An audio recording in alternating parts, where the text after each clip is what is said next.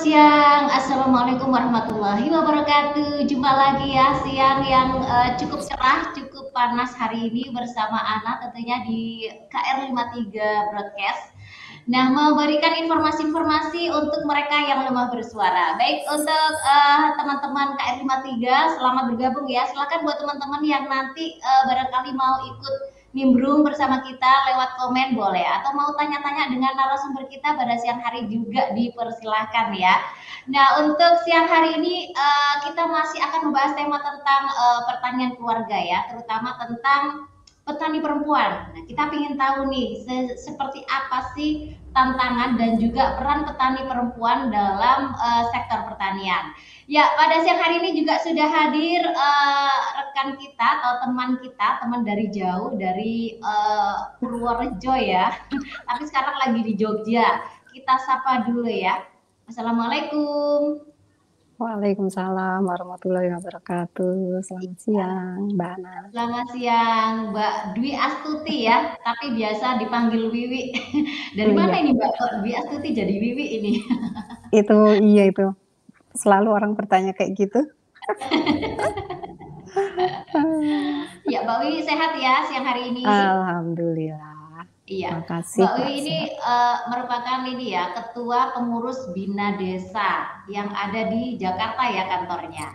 Iya, Iya, kantornya di Jakarta, tinggalnya di Purworejo, sekarang di Jogja. Gimana itu? aku tinggalnya di Jakarta, Mbak. Oh, tinggalnya di Jakarta. Iya, Oh ini iya. lagi ada rapat. Iya, Mbak Wi, sebelum kita nanti membahas tema tentang peran dan juga tantangan petani perempuan ya di sektor pertanian yang ada di Indonesia terutama, mungkin sedikit Mbak Wiwi bisa memberikan informasi tentang Bina Desa itu apa sih atau konsen menangani apa saja sih? Monggo Mbak Wiwi. Oh ya baik Mbak Ana, terima kasih. Selamat siang untuk semua teman-teman yang mendengarkan atau ikut berpartisipasi dalam acara ini. Bina Desa itu LSM yang udah tua banget ya. Didirikan tahun 1975. Nah, Wah, mandat lama yang juga ya kami Mbak. sudah hampir 50 tahun nih, 48 tahun. Saya Nah, belum lahir itu Mbak 75. oh, tuh kan, coba tuh. Nah, kami diberi mandat untuk melakukan pendampingan terhadap komunitas marginal pedesaan gitu ya, atau menemani mereka agar yang selama ini masyarakat, yang waktu itu ya 1975 itu kan mereka sudah mulai dimarginalkan sejak lama ya di desa, masyarakat desa dan pedesaan itu kan tidak pernah dijadikan subjek dalam pembangunan, mereka hanya menjadi objek gitu kan. Nah, sejak berdiri itu kemudian para pendiri bertekad bahwa Bina Desa perlu menemani mereka untuk menyadarkan daya pikir kritisnya agar tidak hanya menerima, pasrah, menganggap bahwa pemiskinan itu sebagai nasib dan sebagainya, tetapi bahwa ini ada persoalan struktural yang mendasar sehingga mereka sengaja dipinggirkan gitu. Nah, itu mandat itu kami terjemahkan melalui pengorganisasian komunitas marginal pedesaan.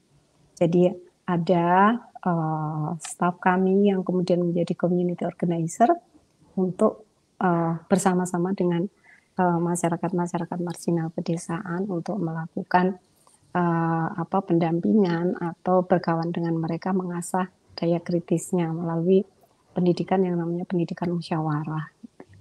Nah, dari situ kemudian lahir kelompok-kelompok masyarakat marginal pedesaan yang kemudian dari kelompok-kelompok marginal pedesaan itu tumbuh kelompok-kelompok petani, kelompok-kelompok nelayan gitu ya.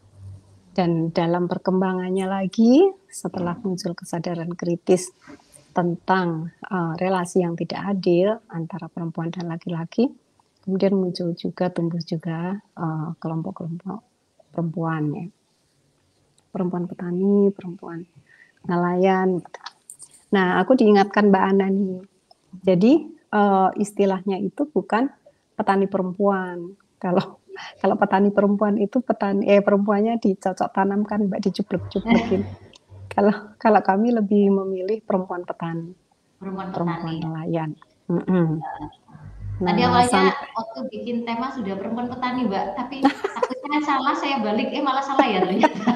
Tadi nggak awalnya salah, sudah nggak perempuan bener petani, sih, kok gini ya nanti nanti nggak gitu. salah, nggak Iya iya salah. iya. Kan kita belajar bareng-bareng ya. Mhm. Nah, itu Mbak. Jadi kami itu bekerja pada bagaimana menguatkan daya kritis masyarakat ya. Pendekatannya struktural. Karena kami membaca bahwa persoalan peminggiran pedesaan dan pemiskinan masyarakat desa itu bukan persoalan yang mudah atau kecil, tapi ini soal struktural yang sengaja meminggirkan mereka. Nah, dan dalam perkembangannya sampai sekarang justru bukannya tantangannya semakin kecil ya, tetapi semakin besar ketika perdagangan bebas pertanian itu masuk ke dalam perjanjian Indonesia dengan negara lain. Kemudian masuk di dalam Indonesia dengan negara-negara di regional, misalnya Indonesia ASEAN, ASEAN dengan Cina, ASEAN dengan New Zealand. Nah, apalagi ketika terbentuk organisasi perdagangan dunia ya atau WTO. Nah, itu kehidupan masyarakat desa dan pedesaan itu menjadi semakin buruk karena yang diperdagangkan, salah satu yang diperdagangkan dalam WTO itu adalah dan perjanjian regional serta bilateral adalah soal pertanian. Nah, ini sangat berkait dengan kehidupan pedesaan dan orang-orang yang tinggal di pedesaan ya. Sumber daya agraria atau sumber-sumber pertanian, sumber-sumber pangan yang ada di desa. Jadi hak atas pangan, hak atas air itu bukan menjadi hak lagi sekarang, bukan menjadi barang publik gitu ya, tetapi sudah menjadi komoditas. Nah, ini tantangan besarnya seperti itu. Iya. Mbak, kalau kita lihat ya di beberapa daerah ya, perempuan petani ini sebenarnya ada banyak peran yang diambil, tapi seringkali tidak ter-up atau apa ya, di publiknya ini kurang bisa dihargai, diapresiasi. Misalnya sebagai buruh tani antara laki-laki dan perempuan itu kan sudah ada perbedaan. Kalau Mbak Wiwi sendiri melihat di lapangan sejauh ini dalam melakukan pendampingan seperti apa, Mbak Wiwi? Bisa sharing dengan kita? Iya, itu valid ya Mbak, informasi Mbak Ana barusan itu valid. Karena FAO sendiri itu sudah melakukan riset di seluruh dunia dan di Indonesia tentu ini mengungkap bahwa 70% perempuan itu perempuan di seluruh dunia itu kerjaannya di pertanian itu sebesar 70%.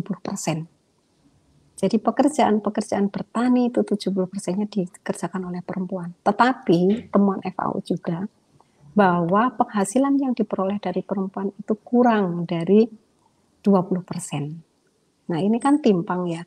Nah, kalau gitu kan berarti pekerjaan pertanian yang dilakukan oleh laki-laki itu kan bisa dikatakan 30% ya. Tetapi hasilnya itu lebih dari 60%. Ini data FAO ya.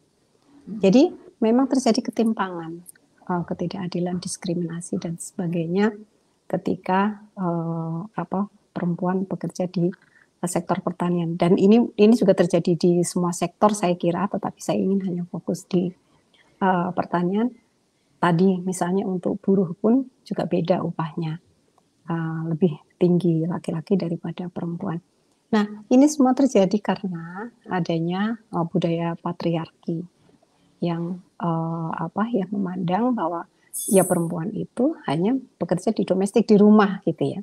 Jadi pekerjaan di luar rumah, baik itu sebagai petani, itu tidak dihargai sebagai pekerjaan produktif. Dan patriarki kemudian kan mereka bergandengan tangan dengan kapitalisme. Sehingga pertanian revolusi hijau dan sampai sekarang ini berkembang, itu ya persilangan antara patriarki dan kapitalisme yang dua-duanya itu tidak mengakui eksistensi perempuan di pertanian dan pangan dan pengelolaan sumber dayanya gitu ya. Jadi dengan dua sistem yang bekerja sangat kuat itu kemudian mempengaruhi seluruh kebijakan, ya sudah perempuan menjadi tidak terlihat gitu ya kontribusinya di dalam pertanian. Padahal kan sebetulnya pengelola lapangan di rumah tangga, mulai dari mencari, mengolah, mengkonsumsi, itu kan sebetulnya ada di perempuan ya. Tetapi kontribusinya di dalam kehidupan rumah tangga menurut cara pandang kapitalis dan patriarki itu mengatakan bahwa ya kontribusi laki-laki lebih besar gitu. Karena pekerjaan-pekerjaan mencari, mengumpulkan bahan pangan, mengolah, mengkonsumsi, artinya menyediakan pangan sampai siap dimakan oleh anggota rumah tangga itu dipandang pekerjaan reproduktif yang tidak ada nilai ekonominya, lain dengan laki-laki misalnya bekerja sebagai apa luar rumah, nanti bawa uang seberapapun besarnya itu udah dipandang sebagai pahlawan, udah hero banget di rumah gitu. Perkara cukup atau tidak cukup untuk makan sehari-hari itu soal lain, karena itu tugas perempuan yang harus mencukupkan, entah harus menambah jam kerja dengan pekerjaan lain baik di dalam maupun di luar rumah dan lain-lain gitu Mbak. Iya, jadi di mana-mana walaupun ada banyak emansipasi dan banyak gerakan-gerakan ini kesetaraan gender, tapi faktanya budaya patriarki itu masih kuat ya Mbak ya, terutama di wilayah-wilayah pedesaan ya yang masih kental dengan nggak hanya budaya patriarki, tapi juga dogma-dogma agama ya yang masih memposisikan perempuan itu ya nomor 2 gitu dibandingkan dengan laki-laki gitu Mbak ya. Betul banget Mbak, betul banget, karena nilai-nilai itu dipelihara. Yang pertama ahli tafsir yang kalau menurut aku karena Islam itu rahmatan lil alamin itu tidak akan mungkin mendiskriminasi perempuan, itu nggak mungkin. Kita perlu baca Quran tahu artinya itu sampai selesai dulu. Jangan-jangan si yang kampanye atau si dakwah tentang itu dia sendiri nggak paham ngajinya tentang tafsir gitu ya, atau siapa pihak yang menafsirkan, karena kalau penafsirnya laki-laki pasti ya juga akan beda gitu kan. Tetapi kalau laki-laki yang sudah punya pandangan tentang keadilan yang lebih dalam itu akan berbeda. Misalnya almarhum Gus Dur itu dulu Dewan Pengurusnya Bina Desa ya. Nah ketika diskusi dengan Gus Dur itu bagi beliau tidak terima loh tentang kayak gitu. Lalu beliau menjelaskan tentang keadilan sampai ke pertanian sebagai hablum minal alam itu seperti apa. Jadi menurut Gus Dur ya memang perempuan dan laki-laki itu setara, dihormati, diakui dan dihargai sebagai manusia yang setara gitu ya. Bahkan beliau mengatakan kalau ada produk pertanian yang kemudian menyingkirkan salah satu pihak, entah itu laki-laki atau perempuan, itu sebetulnya bisa dikategorikan sebagai pangan yang haram. Gus Dur itu sampai sebegitu dalamnya loh memahami keadilan di Islam. Nah, hal-hal ini kemudian yang tidak jelas, yang kemudian diterima oleh pihak-pihak yang belum paham betul tentang itu dari aspek agama ya. Kemudian juga patriarki yang menguat. Ini kemudian kan direproduksi terus, diulang-ulang di institusi-institusi pendidikan, di mass media, termasuk radio, TV, sosmed, itu kan selalu mengulang-ulang tentang nilai-nilai patriarki itu kan. Jadi bagi masyarakat yang masih pada tahap sami'na wa ata'na yang salah gitu ya, yang yes manut gitu, ya udah akan mengikuti aja tanpa berusaha untuk mencari misalnya nilai-nilai yang lebih dalam tadi gitu. Dan kalau pemerintah sih apa kata yang punya uang ya, kapitalis gitu ya, sejarah peminggiran perempuan di revolusi hijau itu zamannya Pak Harto kan, karena itu sebagai syarat untuk berhutang ke Bank Dunia. Nah setelah proklamasi kemerdekaan, setelah Orde Lama, ditumbangkan. Aku nggak bilang tumbang ya, tapi ditumbangkan ya. Itu kemudian kan Indonesia mengalami kelangkaan pangan ya, bisa dikatakan krisis pangan dari jumlah gitu langka gitu. Ya. Nah lalu kemudian kan datanglah si Bank Dunia ini, hey kalau kamu mau membangun Indonesia, kamu yang pertama kamu bangun adalah pertanian dengan modernisasi pertanian. Nah, Pak Harto kan waktu itu oke. Nah kemudian ya udah kalau mau adopsi program itu ini ada hutang begini termasuk seluruh sistemnya gitu.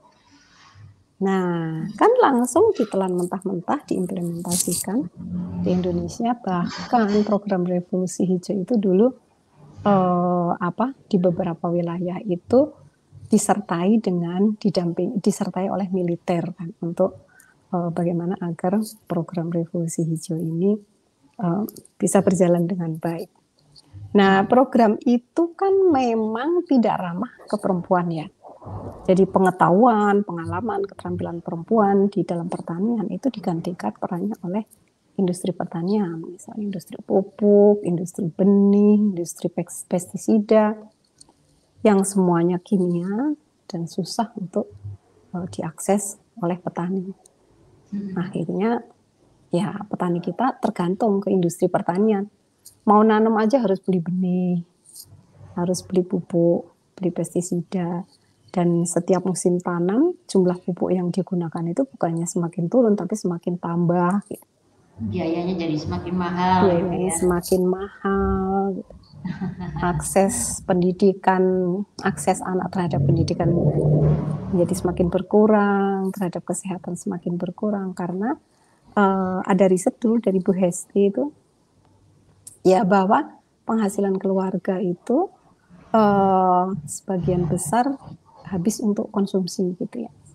Jadi kesejahteraan well-being yang lain untuk pendidikan, kesehatan dan lain-lain tidak dapat tercover. Makanya kalau petani sebelum tahun 60 itu masih ya awal 60-an itu masih bisa nyekolahin anaknya sampai kuliah gitu-gitu ya.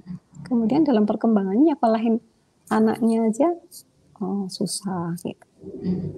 Kalau ini Mbak Wiwi, kalau yang terkait dengan persoalan atau tantangan sendiri yang masih sering dihadapi sampai sekarang oleh perempuan petani di daerah-daerah itu apa Mbak Wiwi?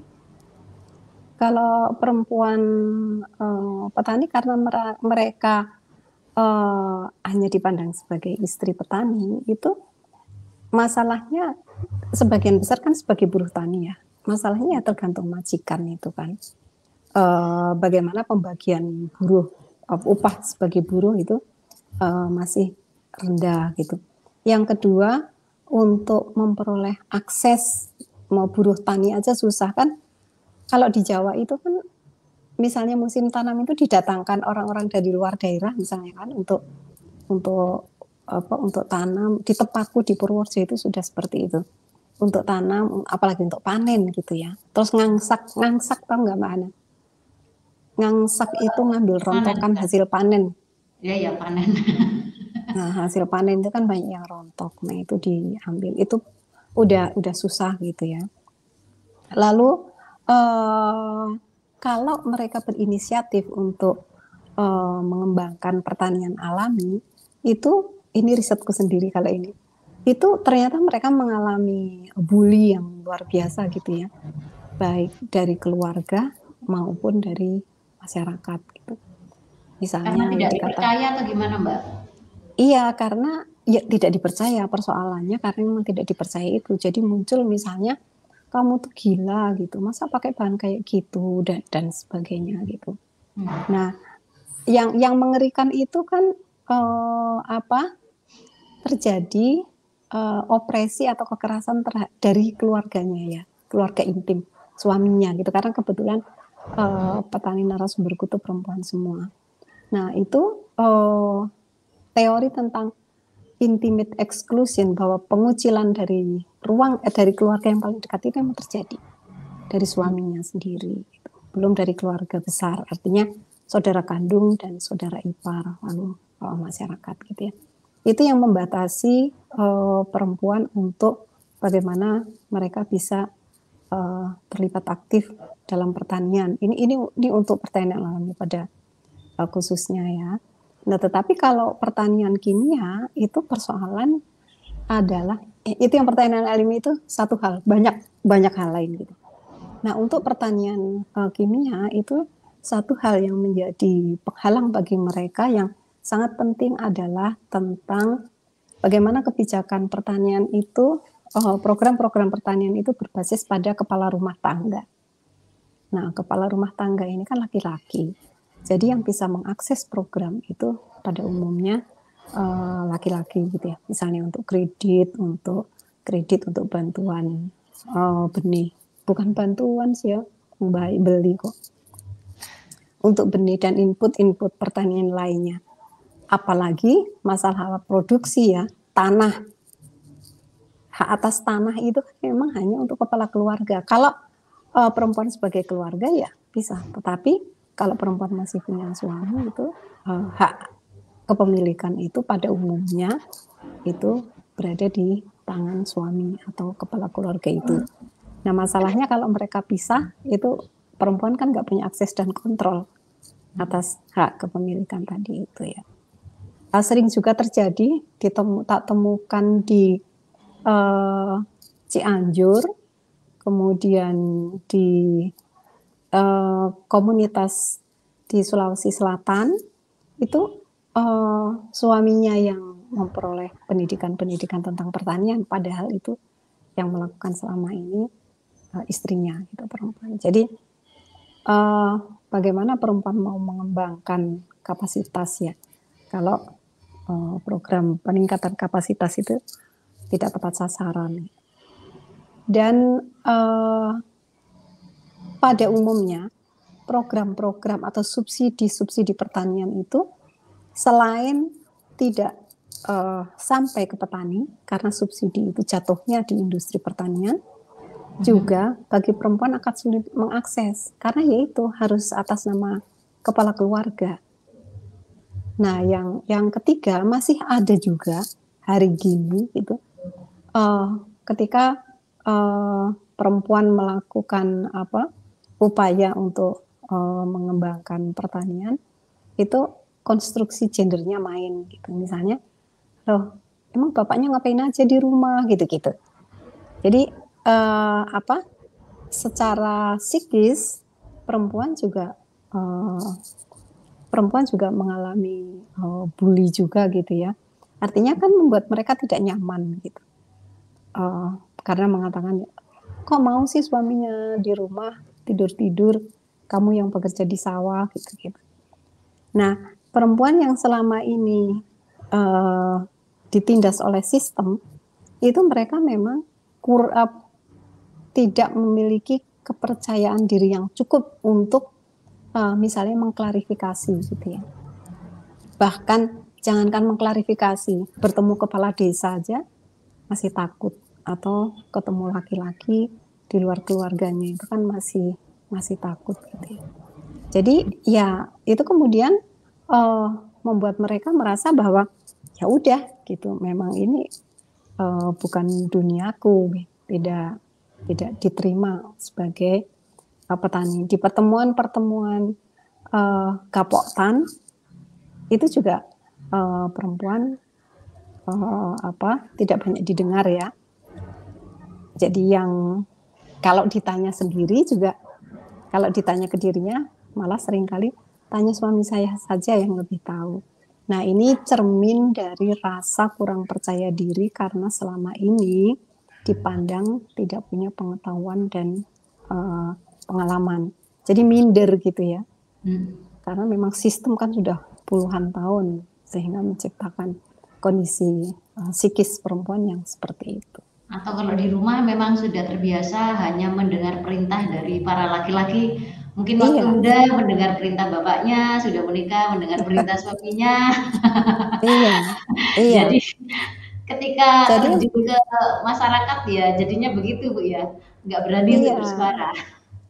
Padahal mereka sebetulnya punya inisiatif gitu ya, yang baik gitu untuk berbicara, mengungkapkan pengalaman, pendapatnya. Kaya sekali mereka bagaimana mereka itu memproduksi pangan sambil merawat alam, itu loh yang apa yang luar biasa gitu ya. Nah, tetapi ini juga hasil riset di Sulawesi Tengah, itu kalau pertanian alam gitu ya, atau pertanian yang berbasis sumber daya alam untuk pangan konsumsi gitu ya. Tetapi ketika terjadi pertanian yang kapitalistik, yang untuk ekspor, yang dikenal dengan cash crop itu, lalu kemudian kan polanya berubah nih, jadi perkebunan, sawah dirubah jadi perkebunan kopi, perkebunan kakao, dan lain-lain. Itu secara otomatis juga merubah akses kontrol dan akses dan kuasa perempuan atas tanah dan tanaman itu. Ketika produksi pertanian, tanaman pertanian itu berubah menjadi tanaman menjadi komoditas dagang, itu maka laki-laki yang langsung mengambil alih. Ini ada riset di beberapa wilayah ya, yang terakhir itu di Sulawesi Tengah. Jadi ketika pertanian kemudian dirubah menjadi kebun kopi karena iming-iming ekspor dengan harga yang jauh lebih mahal dan sebagainya, itu kemudian laki-laki yang take over. Nah, perempuan udah nggak punya akses dan kontrol lagi untuk bagaimana mereka bisa memproduksi pangan dengan baik. Nah, kalau suaminya kan salah satu yang diwawancara suami, ya banyak, bukan salah satu karena itu 50 perempuan, 20 laki-laki yang diwawancara. Itu kalau suaminya kan gampang banget. Ya nanti kan dapat duit banyak, tinggal beli pangannya.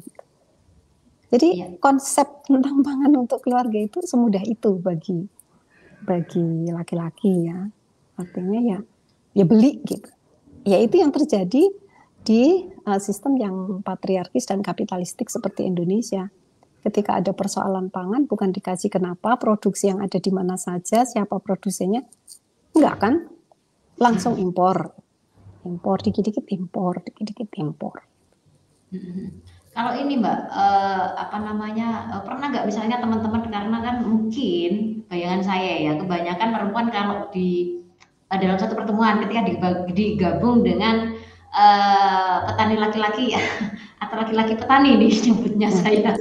Nah, biasanya mereka tuh minder, tapi pernah nggak kemudian digabungkan sesama perempuan petani? Nah, kan ini merasa setara nih, oh ini sama-sama perempuan, sehingga merasa, oh ini saya akan lebih didengarkan, suara saya akan diperhatikan, nggak hanya sekedar dianggap sebagai angin lalu gitu. Pernah nggak Mbak, teman-teman Bina Desa ya, ini? kami menemui banyak kejadian seperti itu ya. Artinya ketika dikumpulkan pada 1, 2, 3 kali kok tidak ada perubahan, misalnya perempuannya lebih banyak diam, maka kami affirmative action. Kami melakukan pengorganisasian perempuannya, dipisah dulu gitu, agar mereka yaitu tadi sisterhood-nya muncul, merasa senasib, merasa sepekerjaan, merasa kurang pengalaman, tidak percaya diri. Nah, itu ternyata ketika mereka berkumpul itu juga seru diskusinya, kayak sekali pembelajaran bersamanya gitu. Ya emang itu affirmative action-nya harus diambil ya, artinya bagaimana menguatkan kapasitas perempuan agar mereka mampu bermusyawarah bersama laki-laki gitu. Karena kalau dicampur terus tanpa tindakan khusus, itu ya tertinggal. Mereka akan tertinggal karena ya mereka kan sudah memandang partisipasi ini kan baru sebatas kehadiran, tetapi belum memandang partisipasi yang memberdayakan. Artinya berpartisipasi itu ya selain datang, bisa diberi ruang untuk mengungkapkan pendapatnya, kepentingannya apa, dan lain sebagainya gitu. Tetapi bahkan sampai Bank Dunia pun memahami partisipasi kan baru sebatas ya, yang penting hadir gitu ya. Program-program pemerintah gitu. Oh, 30% perempuan yang dihitung, ada enggak? Ada 30% lah, tapi 30% itu siapa, mengapa, bagaimana di pertemuan itu kan enggak dibahas. Iya. hampir sama kayak di kuota di partai politik kita Mbak ya. Ngomong-ngomong Itu partai ada politik istri juga, itu kan keponakan. ada kuota 30%, tetapi lebih banyak hanya ini ya pelengkap penderita. Iya, dan itu ya circle mereka aja, atau inner circle aja. Dan itu pun sekarang kok makin susah kayaknya ya memenuhi 30% itu. Selain kualitas kan berat nih kalau kualitas, kuantitas pun juga sekarang menurun gitu ya. Tapi kalau di politik itu kelihatan banget ya. Anak cucu Kalau ini keponakan besan. ini Mbak Wiwi, kalau Mbak Wiwi sendiri dan teman-teman Bina Desa melihat apakah selama ini juga ada kerjasama misalnya dengan pemerintah atau melihat adakah keseriusan dari pemerintah ya untuk mendorong adanya partisipasi dari perempuan petani ini untuk mereka, oh mereka ini punya loh apa namanya inovasi, mereka boleh dikasih ruang yang lebih supaya mereka bisa berekspresi untuk sektor pertanian untuk mengembangkan satu inisiasi. Mbak Wiwi sendiri melihat apakah ada keseriusan dari pemerintah untuk mensupport itu ataukah ya udah ngikut aja dengan yang budaya patriarki ya tetap aja jalan gitu. Gimana Mbak Wiwi? Kalau kalau posisi Bina Desa itu memang tidak bekerja sama dengan pemerintah dalam arti menjadi pelaksana program pemerintah ya. Iya. Bekerja sama dalam program tidak, tetapi sebagai bagian dari tanggung jawab masyarakat sipil, Bina Desa tetap melakukan critical engagement dengan pemerintah di semua level gitu ya. Nah, salah satu yang kami dialogkan adalah tadi, misalnya tentang bagaimana pemberdayaan perempuan, gitu, baik di Kementan, di Menteri Kelautan, gitu. Nah, juga berupaya diskusi dengan Kementerian Pemberdayaan Perempuan dan Anak. Nah, bahkan mengajukan dulu kan Bina Desa aku tuh ikut di Dewan Ketahanan Pangan Nasional ya. Nah, itu sampai merekomendasikan bagaimana Dewan Ketahanan Pangan itu selalu melibatkan Kementerian Pemberdayaan Perempuan sebagai narasumber gitu kan. Nah, itu juga nggak masuk gitu. Jadi berbicara tentang pangan atau pertanian itu kalau menurutku keberadaan, kehadiran, kemudian suara-suara dari Kementerian Pemberdayaan Perempuan itu penting ya. Tetapi dalam berbagai diskusi itu tidak hadir.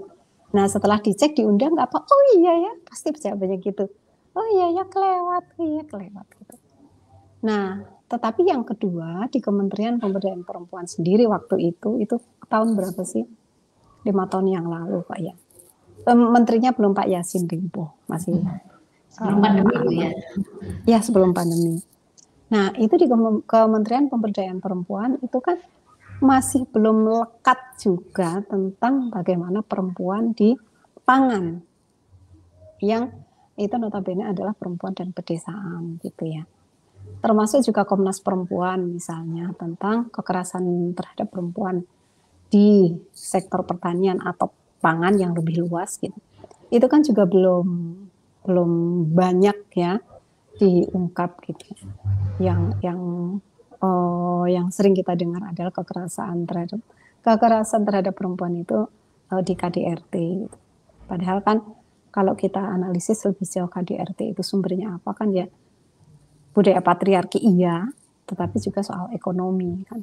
Nah, bagaimana kalau sumber-sumber ekonomi mereka sudah dihancurkan oleh sistem pertanian yang kapitalistik dan patriarkis itu tidak disentuh, ya menurutku agak susah juga untuk mengurangi KDRT ya.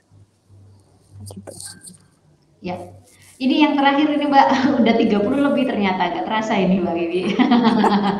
Ini yang terakhir mungkin pesan apa yang ingin disampaikan Mbak Wiwi ya terhadap ini mungkin ada perempuan petani yang lagi mendengarkan nih supaya bisa apa ya bisa menjadi vitamin apa ya pensupport penyemangat ya buat mereka untuk tetap berperan aktif di dunia pertanian terutama di sektor pangan yang lebih lekat ya sebenarnya dengan perempuan ya Mbak. Apa ini pesannya Mbak Wiwi? Ya, Kalau aku sih para perempuan petani yang kuhormati dan kusayangi, tetaplah eh, bekerja pada pertanian. Karena apa? Karena pertanian itu tidak hanya sekedar pangan yang ada di piring-piring kita dan anak cucu kita, tetapi pangan itu nggak bisa dipisahkan dengan sumber daya alam, sumber daya agraria, sumber daya pertanian. Baik itu darat, laut, baik itu hutan, rawa, dan lain-lainnya gitu ya. Jadi kita berkhidmat pada soal pangan ini, kita kutip lagi tadi Gus Dur bahwa itu bagian dari hablum minal alam. Jadi siapa lagi yang mau melakukan itu dengan rasa hormat kita, saling menghormati ya kepada alam untuk keberlanjutan generasi-generasi yang akan datang. Karena kalau mengikuti program pembangunan yang ada itu kan semua hanya eksploitasi terhadap alam. Tetapi kan kita tidak. Kita mengolahnya dengan bijaksana, kita memikirkan juga untuk pangan anak cucu kita ke depan, dan kemudian dengan lebih luas adalah bagaimana kita memikirkan atau kita mempertimbangkan ketersediaan pangan bagi warga bangsa Indonesia. Gitu. Jadi nggak apa-apa kalau memang tidak diperhatikan oleh pemerintah, jangan dengarkan mereka. Kita tetap berupaya untuk itu karena pertanian atau pangan adalah martabat kita. Nah, bagi teman-teman yang lain, petani baik itu laki-laki maupun para aktivis, pemerintah mungkin yang mendengarkan, aku hanya ingin mengingatkan bahwa persoalan gender, persoalan perempuan di pertanian itu persoalan hak asasi manusia. Dan hak asasi manusia di Undang-Undang Dasar 45 itu untuk setiap warga negara.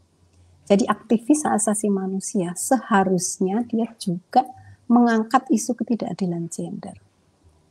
Bagiku, aktivis hak asasi manusia kalau belum menyentuh atau bahkan merasa aneh atau lucu dengan keadilan gender dengan perempuan itu udah aku respekku tuh berkurang gitu ya.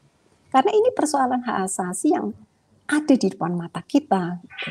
Kenapa kita ingkar terhadap hal satu ini, tetapi kita teriak-teriak bahwa kita aktivis hak asasi manusia. Gitu. Jadi kita mereproduksi ketidakadilan yang dilakukan oleh orang-orang yang selama ini kita musuhi dalam tanda kutip gitu ya, karena mereka tidak adil. Tetapi kita justru melakukan sendiri di lingkungan terkecil kita, entah itu dengan istri, dengan anak perempuan kita, saudara perempuan kita, lebih luas dengan masyarakat di luar kita dan lain-lain. Jadi sekali lagi ketika kita concern pada hak asasi manusia, jangan tinggalkan hak asasi perempuan. Karena itu juga bagian dari hak asasi yang tidak ada pengecualiannya gitu. Bukan hak asasi itu bukan hanya milik laki-laki dan para pemilik modal gitu, tetapi setiap insan manusia. Jadi untuk perempuan petani jangan kecil hati, nggak apa-apa. Nanti suatu saat zaman akan membuktikan bahwa perempuan petani tidak dapat diremehkan ya. Sekarang aja data-data udah mudah membuka mata banyak sekali loh tentang fakta-fakta itu. Baik, terima kasih Mbak Wiwi atas sharing-sharing ininya ya. Sharing-sharing wacana ini yang penting yang terkadang tidak dapat kita peroleh di di pendidikan formal itu kita nggak akan dapat ya. Nah, jadi kita mungkin memperkaya informasi seperti ini mungkin dari Mbak Wiwi, dari teman-teman yang lain supaya jangan sampai kita menjadi pelaku ini ya ketidakadilan gender, baik itu laki-laki atau perempuan. Karena pelakunya kadang nggak hanya laki-laki Mbak Wiwi ya, perempuan pun kadang mendiskriminasi sesama perempuan, entah itu karena ketidaktahuannya. Ya kalau yang tidak tahu kita doakan sekarang sudah tahu, sudah mulai merubah. Kalau yang sudah tahu tapi masih bebal atau masih ngeyel ya, semoga saja diberi diberi petunjuk dari yang Maha Kuasa gitu ya. Ya terima kasih Mbak Wiwi atas waktunya dan juga sharing-sharingnya. Baik teman-teman Betul, Mbak KR53, Ana, iya. cukup sampai di Karena sini dulu ya perjumpaan kita ya, pada siang sampai hampir sore ya, jam 4 lebih seperempat. Terima kasih untuk semuanya. Semoga saja ini menjadi asupan penting terutama buat perempuan petani untuk tetap semangat, untuk tetap yakin ya bahwasanya peran Anda penting, Anda bisa merubah kehidupan pangan kita menjadi lebih baik untuk kedepannya. Terima kasih semuanya. Kita akhiri. Wassalamualaikum warahmatullahi wabarakatuh. Waalaikumsalam.